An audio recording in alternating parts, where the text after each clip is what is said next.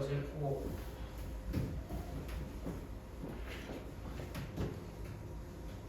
뒤에는 그냥 중요한 것만 좀 봤을 때 어차피 이제 다시 뒤에 돌아와서 다시 할 거니까는 그때 자세하게 한번 생각하고 지금 그냥 간단하게만 그냥 간단하게만 봐봐. 그냥 자극에 대한 반응 경로라고 했는데 아까 얘기했던 거 의식적인 반응이랑 무조건 반사 차이점인 건데 그러니까 의식적인 반응은 우리가 원래 하는 거야.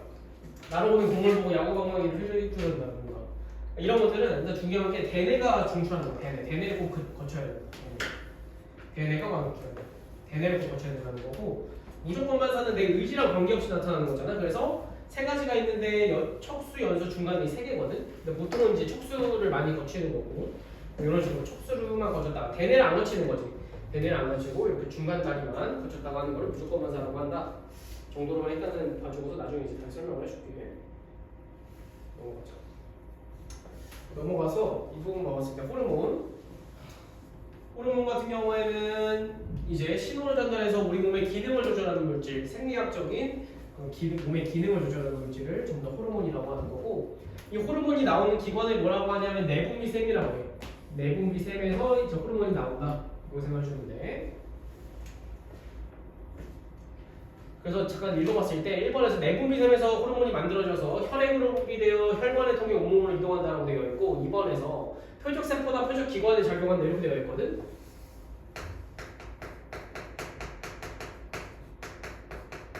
내분비샘이라고 하는 게 있으면 혈관이야. 그럼 내분비샘으로부터 뭐가 나오냐면 이렇게 호르몬이 나오게 되는 거예요. 호르몬. 얘들이 호르몬이고. 호르몬이 이렇게 혈관에 따라서 쭉 이동을 해. 쭉 이동을 하다가 뭐 예를 들어서 이제 뒤에서 배우겠지만 인슐린이라고 하는 거는 간에 작용하는 거거든. 간세포가 있어. 간세포가 있으면은 그 호르몬이 여기 간세포한테 가서 작용을 하는 거야. 간이라고 했으면은 간에 가서 작용을 해. 근데 간에 가서 작용하는 거지 뭐 심장에 가서 작용하는 건 아니잖아. 얘는 간에만 작용하는 거니까. 그럼 이 간 같은 경우에는 이 호르몬의 표적세포 또는 뭐 표적기관이다 이렇게 얘기하는 거예요. 표적기관, 표적세포. 그래서 어떤 개념인지 단어 개념만 알고 있으면 될 것 같고 적은 양으로도 큰 효과가 나타날 수 있다. 호르몬의 분비량이 너무 많거나 적으면 몸에 이상 증상이 나타날 수 있다. 적정하게 유지를 해줘야 된다는 거고 그래서 우리 앞에서는 신경을 배웠었고 뒤에서 호르몬 배우는 건데 호르몬이랑 신경의 차이점을 봤을 때 기본적으로 호르몬 같은 경우에는 혈액을 타고 이동하는 거고 신경은 아까 뉴런이라고 했었지. 근데 호르몬 같은 경우는 혈액을 타서 천천히 이동하는 반면에 신경 같은 경우에는 이제 전기적인 신호로 이동하는 거거든. 그래서 신호 전달 속도 자체가 신경이 더 빠르다라고 하는 거. 빠른 대신에 신경은 되게 빨리 사라져. 대신에 호르몬 같은 경우는 천천히 작용할 수 있는 거거든. 그래서 지속성 같은 경우에는 호르몬이 조금 더 좋다. 이렇게 얘기할 수 있고 법인 같은 경우에도 이제 뉴런 같은 경우에는 신경세포가 있는 곳에만 작용하는 반면에 호르몬 같은 경우 혈관이 있으면 전부 다 작용할 수 있는 거니까 차이점이 있다라고 하는 거. 그리고 여기 오른쪽에 나와 있죠? 4번 그림이 방금 선생님 오른쪽에 그린 거고. 그 밑에는 이제 우리가 알아야 되는 내분비샘이랑 호르몬이 나와 있는 건데 조금 이제 생물학적인 용어들이 좀 많이 나와서 처음에는 되게 어색할 수 있는데 하나씩 봐봤을 때 일단 기관부터 먼저 봐보죠. 내분비샘이라고 하는 거는 호르몬이 나오는 기관이라고 했어. 이 내분비샘에 뭐가 있냐면 뇌하수체, 갑상샘, 부신, 이자, 난소정수 이렇게 있는데 뇌하수체라고 하는 건 뭐냐면 우리 아까 간뇌 봤었잖아. 간뇌. 근데 그 간뇌 밑에 달려있는 거를 뇌하수체라고 해. 이렇게 간뇌가 아까 있었으면은 간뇌라고 하면은 그 간뇌 앞쪽에 이렇게 동그랗게 달려있는 부분 얘를 이제 뇌하수체라고 해요. 뇌하수체.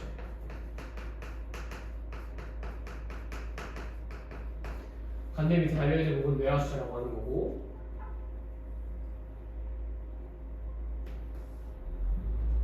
그래서 이 뇌하수체에서 나오는 호르몬 같은 경우에는 여기서 세 가지 정도 나와 있는데 뭐 훨씬 많지만 세 가지 정도 나와 있는 건데 먼저 생장 호르몬부터 먼저 봤을 때 생장 호르몬이라고 하는 거는 그 기능 자체가 몸의 생장을 촉진해 주는 거야. 그러니까 내분비샘 호르몬 그다음 기능이 어떤 건지 정확하게 알고 있어야 되는 거고 그 다음에는 갑상샘 자극 호르몬이라고 있는데 갑상샘 자극 호르몬 그 갑상샘 자극 호르몬은 그러니까 말 그대로 갑상샘을 자극해주는 호르몬인 거야. 근데 기능이 티록신 몸이 촉진이라고 되어 있는데 티록신 몸이 촉진 일단 넘어가고 그 다음에 항인용 호르몬이라고 해서 항인용 호르몬 근데 우리 이뇨라고 하는 게 소변이 나가는 거를 이뇨작용 이렇게 얘기하는 거잖아. 이뇨라고 하는 게. 근데 앞에 항이 붙었으면은 그 이뇨작용을 막아주는 거니까 우리 몸속에 있는 물이 바깥쪽으로 빠져나가지 못하게 막는 거를 항이뇨라고 하는 거지. 이뇨작용을 막는 거니까. 오줌을 막는다라고 하는 거는 우리 몸에 있던 수분이 바깥쪽으로 나가는 것을 막는다는 의미인 거니까 무슨 의미인 거냐면 콩팥에서 물의 제흡수를 촉진해주는 거를 항이뇨 호르몬의 기능이라고 얘기해. 콩팥에서 물의 제흡수 촉진해준다. 그럼 콩팥이라고 하는 건 이제 오줌을 생성해주는 기관인 건데 콩팥에서 물의 제흡수를 촉진해준다라고 하는 거는 콩팥에서 오줌으로 나가려던 물을 우리 몸 쪽으로 다시 끌어당긴다는 의미인 거거든. 다시 콩팥에서 오줌을 생성하는 건데 콩팥에서 물의 제흡수를 촉진해준다라고 하는 거는 오줌으로 나가려던 물을 우리 몸 쪽으로 다시 끌어당긴다는 의미인 거야. 그럼 생각을 해봐봐. 콩팥에서 물의 제흡수를 촉진했어. 항이 호르몬이 분비가 돼서 그러면은 우리 몸의 농도는 높아지는 거야, 낮아지는 거야? 다시 항이 호르몬이 분비가 돼서 콩팥에서 물의 제흡수를 촉진하면은 오줌으로 나가려던 물을 우리 몸 쪽으로 다시 끌어당기는 거라고. 그러면은 우리 몸의 농도는 높아지는 거야, 낮아지는 거야? 낮아지는 거지. 물이 많아지는 거니까. 반대로 오줌의 농도는 높아지는 거야, 낮아지는 거야? 높아지는 거지. 하나 더 물어볼게. 그럼 오줌의 양은 많아지는 거야, 적어지는 거야? 적어지는 거지. 그러니까 이렇게 이해하는 거지, 절대 외우는 게 아니라. 그렇지? 너희들 잘 대답한 것처럼 그렇게만 하시면 돼, 뒤에서도. 어쨌든 그게 항이 호르몬이라고 하는 거. 그 다음에 갑상샘이라고 하는 거는 우리 목 쪽에 나비 넥타이 모양으로 생긴 그 기관을 갑상샘이라고 하는데 갑상샘에서 나오는 호르몬이 뭐냐면 티록신이라고 하는 호르몬이 있어요. 티록신. 이 티록신 같은 경우에는 세포호흡을 촉진해준다. 이렇게 되어 있고 세포호흡 촉진. 그럼 얘 같은 경우에는 아까 그 뇌하수체에서 갑상샘 자극 호르몬이 나왔잖아. 그럼 뇌하수체에서 갑상샘 자극 호르몬이 나오게 되면은 갑상샘을 자극을 해줄 거잖아. 그럼 갑상샘을 자극을 해주면 갑상샘에서 나오는 호르몬이 티록신인 거니까. 그러니까 티록신 몸 촉진이라는 거야, 기능 자체가. 무슨 말인지 알겠지? 그렇지? 뇌하수체에서 갑상샘 자극 호르몬이 나오게 되면은 호르몬 H라고 쓸게. 그럼 갑상샘을 자극을 해줄 거잖아. 근데 이 갑상샘에서 나오는 호르몬의 이름이 티록신인 거라고. 그러니까 갑상샘 자극 호르몬의 기능 자체가 티록신 분비 촉진이라고 하는 게 이해가 되는 거잖아. 그렇지? 근데 이 티록신의 기능 자체가 세포호흡 촉진이에요. 근데 그냥 세포호흡 촉진이라고 하는 것도 맞기는 한데 우리 세포호흡은 뭐야? 세포호흡이 뭔데? 포도당이랑 O2랑 만나가지고 CO2랑 H2O랑 에너지 만드는 과정인 거잖아, 세포호흡이. 그치? 세포호흡이 알잖아. 근데 이 에너지라고 하는 게 우리 몸에 사용되는 에너지도 있고 플러스 열도 있거든, 열. 우리 몸에서 우리가 운동을 할 때 사용하는 에너지도 있지만 열 에너지도 있단 말이야. 근데 이 열 에너지 같은 경우에는 언제 이용되냐면 체온 유지에 이용돼. 체온 유지에 사용돼. 그러니까 결국에는 세포호흡이라고 하는 게 에너지를 만드는 과정인 건데 우리 몸에 운동에 사용되는 에너지도 만들지만 열 에너지도 만든단 말이야. 그러니까 티록신이 세포호흡을 촉진하게 되면 결국에는 열 에너지가 많이 발생한다는 말이 똑같은 거지. 열 에너지가 많이 발생해. 그럼 체온 유지에 사용되는 열 에너지가 많이 발생해. 그럼 티록신이 촉진되게 되면 체온이 올라가는 거야, 내려가는 거야? 올라가는 거잖아. 세포호흡 촉진된다고 하는 거죠. 그러니까 세포호흡 촉진되게 되면 체온이 상승해.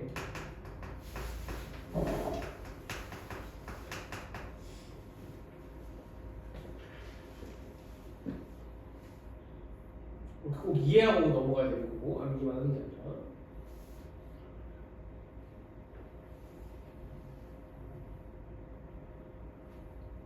그렇게 생각을 해주고 그 다음 부신이라고 하는 게 있어. 지금은 그냥 간단하게만 보고서 나중에 이제 제대로 외울 거니까 지금은 너무 부담 가지지 말고.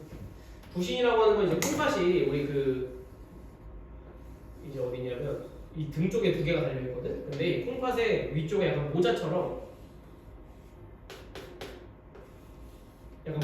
달려 있는 부분이 있어. 얘를 이제 부신이라고 해. 부신. 콩팥 위에 달려 있는 부분이 부신이라고 하는 거고. 근데 이 부신에서 나오는 호르몬 같은 경우에는 뭐냐면 아드레날린이라고. 아드레날린. 많이 들어봤잖아, 아드레날린. 근데 아드레날린이랑 똑같은 말이 에피네프린이라고 해. 요새는 에피네프린은 조금 더 많이 쓰고. 그러니까 게임 같은 데 나오지 않나? 아드레날린, 에피네프린. 그럼 우리 그냥 생각을 해봤을 때 아드레날린이 뭐 분비된다 이렇게 하면은 약간 좀 긴장 상태나 아니면 흥분했을 때나 아니면 신났을 때 그렇게 보통 표현하지 않아. 아드레날린이라고 하는 거는 그 아드레날린의 그 기능 자체가 심장박동 촉진, 혈당량 증가, 혈압 상승 이렇게 되는 거거든. 그러니까 얘 같은 경우에는 우리 교감신경의 기능이랑 똑같다고 생각합니다. 교감신경. 교감신경의 기능과 유사하다 이렇게 생각하시면 좋을 것 같아. 심장박동 촉진, 혈당량 증가, 혈압 상승이 아드레날린의 기능인 건데 얘 같은 경우에는 교감신경의 기능과 유사하다 이렇게 기억하시면 될 것 같고.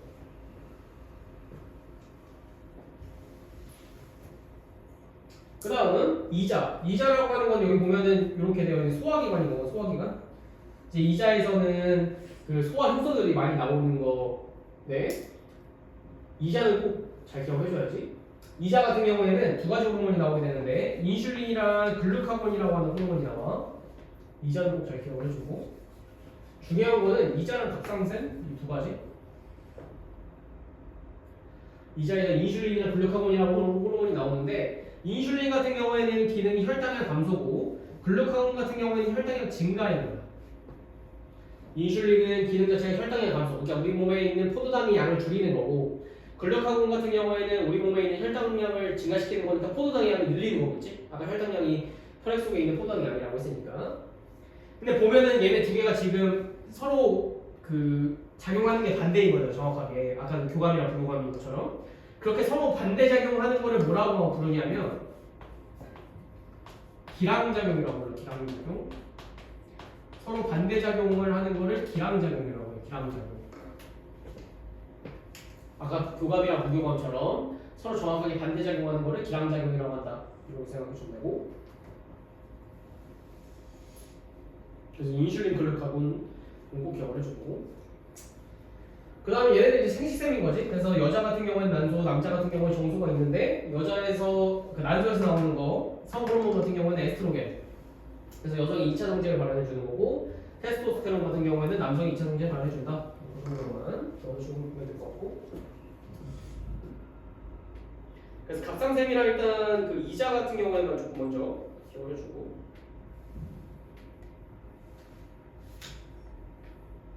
그래서 뭐 호르몬이 이상이 생기면 뭐 이런 질병이 생긴다는 거예요. 이건 뭐 나중에 하고. 항상성. 보면은 여기서 지금 체온, 아까 항상성 세 가지가 뭐가 있다 했어? 체온이랑 삼투압이랑 체온, 삼투압, 혈당량 세 가지였었잖아. 항상성이라고 하는 게. 그렇지? 체온이랑 혈당량, 삼투압 세 가지가 항상성이라고 했었고 걔네들 일정히 유지시켜주는 그 중추가 누구라고? 제가 이거 중추가 누군데? 항상성 조절 누가 준다 했어? 누가 나간다고 했어? 누구였어? 간내지 간내? 간내가 항상성 조절 중추라고 했었지? 간내야 간내. 항상성 조절해주는 게 간내다.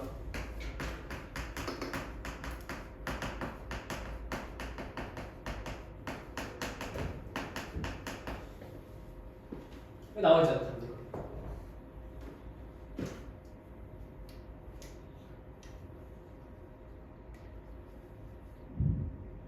그래서 봐봐 우리 이해만 하면 돼. 좀 어려울 수 있는데 잘 이해만 해봐.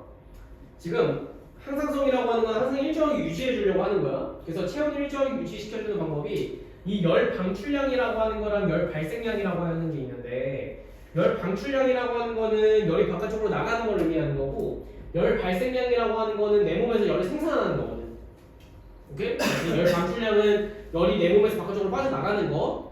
열 발생은 만드는 거니까 내 몸에서 열이 만들어지는 걸 열 발생량이라고 하는 거야. 그럼 생각을 해봐봐. 내가 지금 36.5도씨를 일정하게 유지시켜줘야 돼. 근데 내 몸이 만약에 38도씨가 됐어. 그럼 지금 고온 상태인 거잖아? 그럼 고온 상태에서는 항상성을 유지시켜주려면 온도가 체온이 낮아져야 되는 거지. 그러면은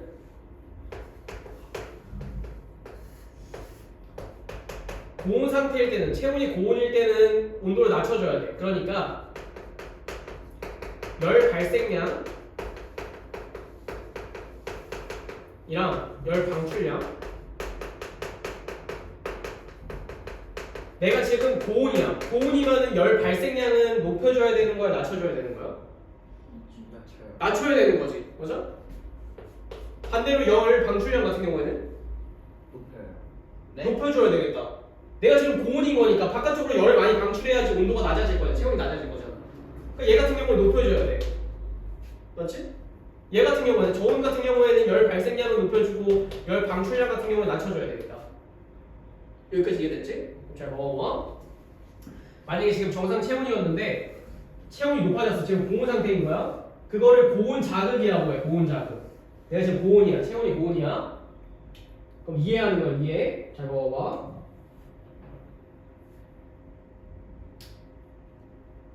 미안해. 얘부터 해볼까? 체온이 낮아졌어. 저온이라고 하죠. 저온. 저온이면 저온 자극이라고 하겠지?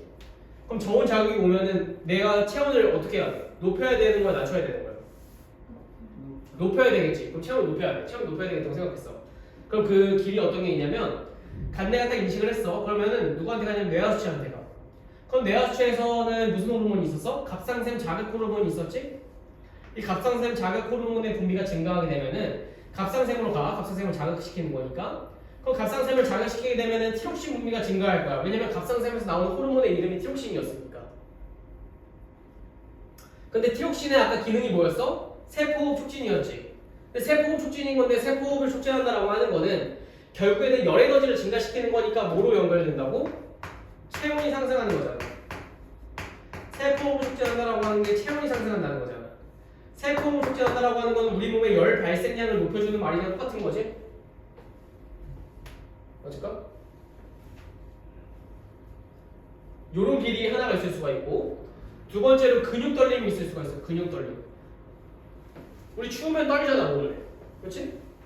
추우면 몸을 떠는 이유가 근육이 이렇게 있으면은 이렇게 떨리게 시키면은 여기 안에서 운동을 한다는 거잖아. 운동을 한다는 것 자체가 세포호흡을 한다는 거지. 그럼 세포호흡 시키면 똑같이 체온 상승하는 거 맞잖아. 맞을까? 그럼 걔 같은 경우에 열 발생량 증가하는 거 맞을까 저거야? 열 발생량 증가 맞아?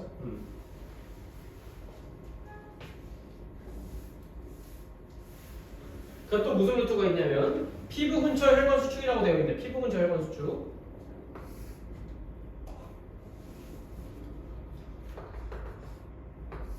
우리 피부 근처에 있는 혈관이 수축할 수도 있고 이완할 수도 있는데 피부 근처에 있는 혈관이고요.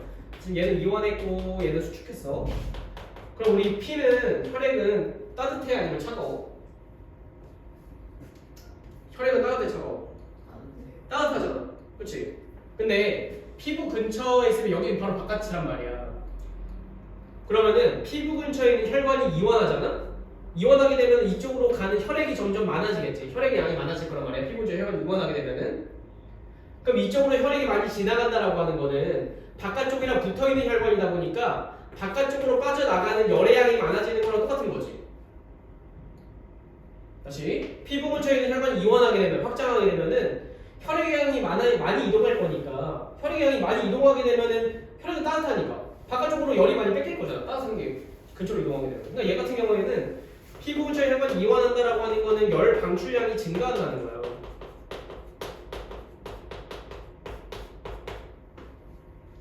반대로 피부 근처 혈관을 수축했어. 그럼 바깥쪽으로 열이 많이 빠져나가지가 않을 거잖아. 상대적으로 열 방출량이 어떻게 되겠어? 감소한다는 거지. 그럼 생각해봐봐. 내가 지금 더워. 고온이야? 고온이면 열 방출량이 증가해야 되는 거야? 감소해야 돼? 고온일 때는 체온을 낮춰줘야 되는 거니까 열이 바깥쪽으로 많이 빠져나가야 되는 거잖아. 그러면 열 방출량 증가인 거지. 열 방출량 증가하면은 피부 근처 혈관 이완해야 되겠네? 맞아? 반대로 저온이게 되면은 내 몸을 따뜻하게 해줘야 되는 거니까 열 방출량이 감소해야 되겠네? 그러니까 피부 근처 혈관 수축이 여기 있는 거잖아. 피부 근처 혈관 수축하게 되면은 그게 열 방출량 감소인 거라고. 그래서 그렇기 때문에 바깥쪽으로 열이 많이 빠져나가지 않게 만들어줘야 되는 거니까. 그래서 결국에는 저온 같은 경우에는 열 발생량은 증가하고 열 방출량은 감소함으로써 체온이 높아지게 되면서 다시 정상 체온으로 돌아가게 만든다. 이렇게 생각하시면 될 것 같고, 반대로 고온 자극일 때는 어떻게 하면 돼? 피부 근처에 혈관이 확장하면 되겠네. 피부 근처에 혈관이 확장하게 되면은 저기 본 것처럼 열 방출량이 증가할 거잖아. 또 뭐가 있어? 땀 분비 증가도 있지. 우리 더우면 땀 나잖아. 땀이 왜 나는 거야? 체온을 낮추기 위해서 나는 거거든. 왜? 피부가 이렇게 있으면 여기 물방울이 있잖아. 그 물방울 이렇게 기화하면서 기화열을 같이 뺏는 거거든. 기화열로서. 그러니까 더우면 땀이 나는 거야. 체온을 낮추려고. 그런 거 있잖아. 여름에 그 너무 더우니까 수도가 가서 이렇게 팔이나 얼굴에 이렇게 물을 전부 다 묻힌 다음에 선풍기랑 그런 데 앞에 가봐. 그러면 시원해하니까 어때? 시원하잖아. 그럼 왜 시원한 거야? 피부에 있는 물이 바깥쪽으로 날아가면서 기화열로서 같이 빼서 나가기 때문에 시원해지는 거거든. 그렇기 때문에 땀 분비 증가도 열 방출량 증가다. 이렇게 생각하시면 좋을 것 같고. 두 번째로 여기에는 혈당량 조절 과정이 나와 있는데 혈당량 같은 경우에는 누가 조절해 주는 거냐면 인슐린이랑 글루카곤이라고 하는 호르몬이 조절해 주는 거고 아까 인슐린이랑 글루카곤 같은 경우는 어디서 나오는 거였었냐면 이자에서 나오는 거였지.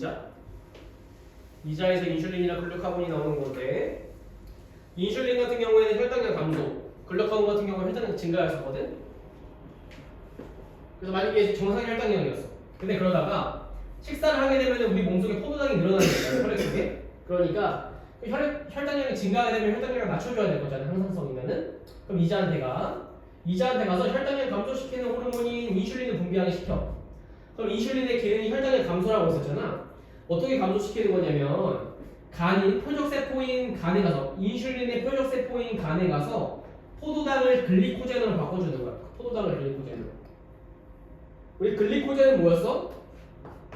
포도당이 이렇게 육각형 하나라고 하면은 글리코젠 같은 경우에는 포도당 여러 개가 모여 있는 거거든.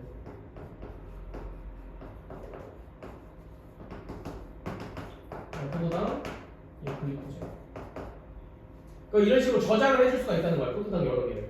포도당이 지금 너무 많으니까. 그 포도당을 줄일 수 있는 거니까 인슐린이 분비하게 되면은 간에서 포도당을 글리코젠으로 바꾸게 되면은 포도당의 양을 줄일 수가 있는 거니까 결국에는 혈당량 감소로 이어지게 되겠지? 그렇을까? 그렇게 되면 정상 혈당량으로 돌아오고 반대로 정상 혈당량이었는데 운동을 해서 혈당량이 감소했어. 그럼 다시 이자한테 가서 글루카곤의 분비를 줬잖아요. 이번에 글루카곤.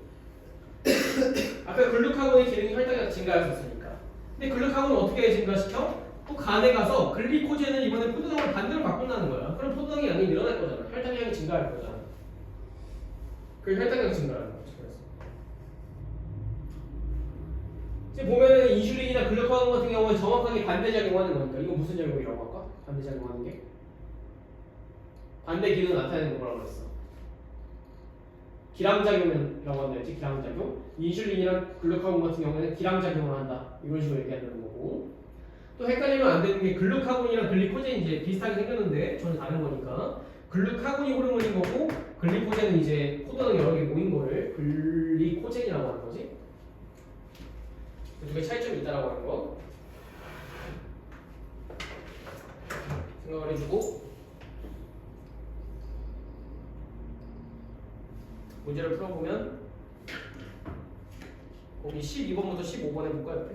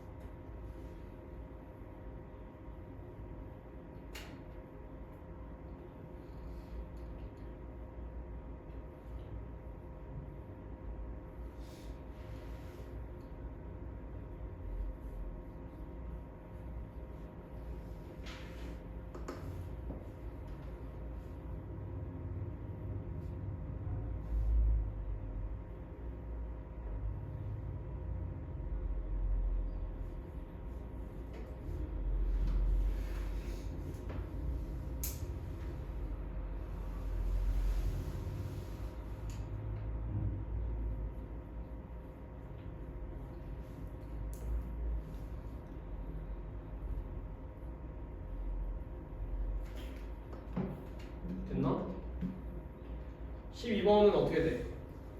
12번 어떻게 돼? 12번. 기억 리을 그렇지, 기억을 미음이고 13번은 뉴드 그렇지, 미음 비글.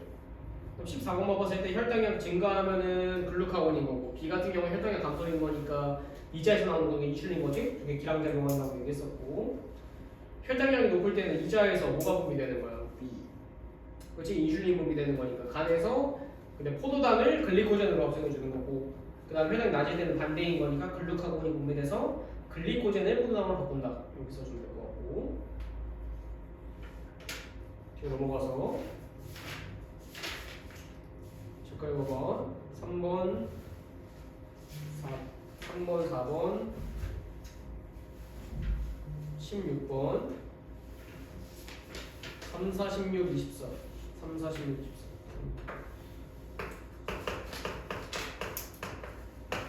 네 문제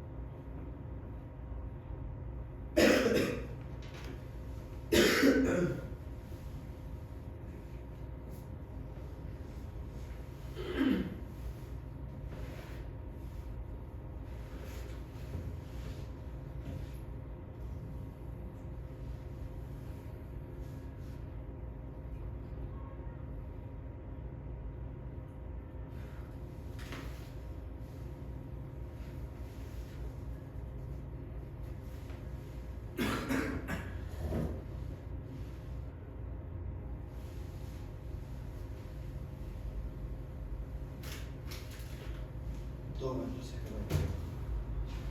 됐나? 됐어? 네. 인정이 됐네 됐어 3번은 몇 번이야? 3번에 4번 괜찮을까? 자 지금 다 같은 경우에는 지금 운동연원인 거지? 그러니까 연합연원의 명령을 반응경을 전달한다 1번은 자극을 느끼고 명령 내리는 건 누구야? 나. 그렇지 연합연원인 거니까 나하고 2번은 간은 말초신경계고 나가 중추신경계지 연합연원이 중추신경계 그 다음 가랑 다가 말초신경이라고 했으니까 시각신경, 청각신경 이런 것들은 전부 다 감각신경인 거니까 가에 해당하고 있고 자극 전달 방향은 지금 반대로 되어 있지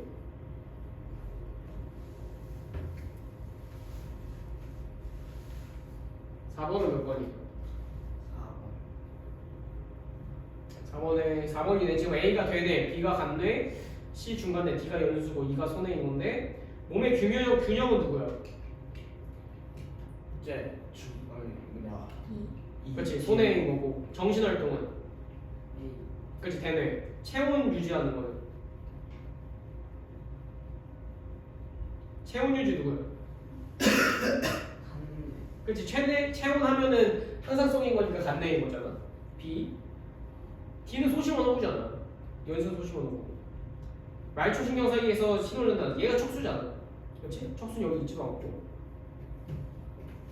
간내가 항상성 조절을 했어. 16번 아까 앞에 나와 있던 거네. 얘 같은 경우는 지금 뭐가 틀린 거야?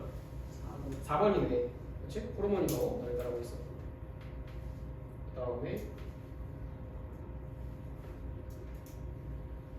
지금 A랑 B는 각각 어떻게 돼? A는 뭐야?